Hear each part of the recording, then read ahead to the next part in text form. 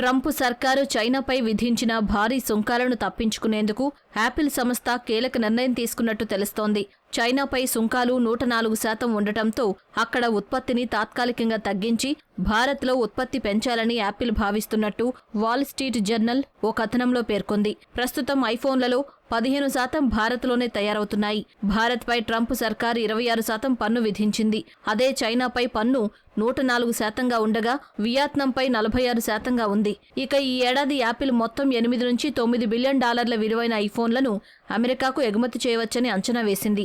ఈ నేపథ్యంలోనే వినియోగదారులపై పన్నుల ప్రతికూల ప్రభావాన్ని గణనీయంగా తగ్గించేందుకు భారత్లో తయారు చేసిన ఫోన్లను అమెరికాకు ఎగుమతి చేసేలా యాపిల్ వ్యూహం సిద్ధం చేసిందని వాల్ స్ట్రీట్ జర్నల్ పేర్కొంది. ఇప్పటికే మార్చి చివరి వారంలో కేవలం 3 రోజుల వ్యవధిలోనే భారత్ నుంచి 5 విమానాల్లో ఐఫోన్లను అమెరికాకు తరలించినట్టు తెలుస్తోంది.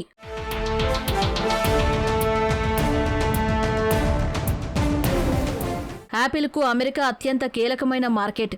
ముఖ్యంగా అత్యధిక ఐఫోన్లు అక్కడే విక్రయిస్తూ ఉంటుంది. ఈ నేపథ్యంలో తక్షణమే భారం కొనుగోలుదారులపై మోపకుండా చూసుకోవడం, భవిష్యత్తులో అమెరికా ప్రభుత్వం నుంచి మినహాయింపు పొందడంపై యాపిల్ దృష్టి పెట్టింది.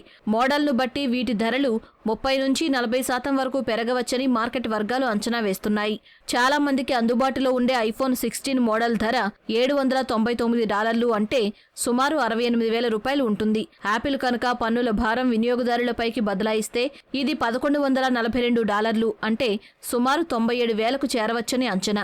ఇక premium model iPhone 16 pro max 1 terabyte model $2,300 అంటే 2 లక్షలకు చేరవచ్చనే అంచనాలున్నాయి.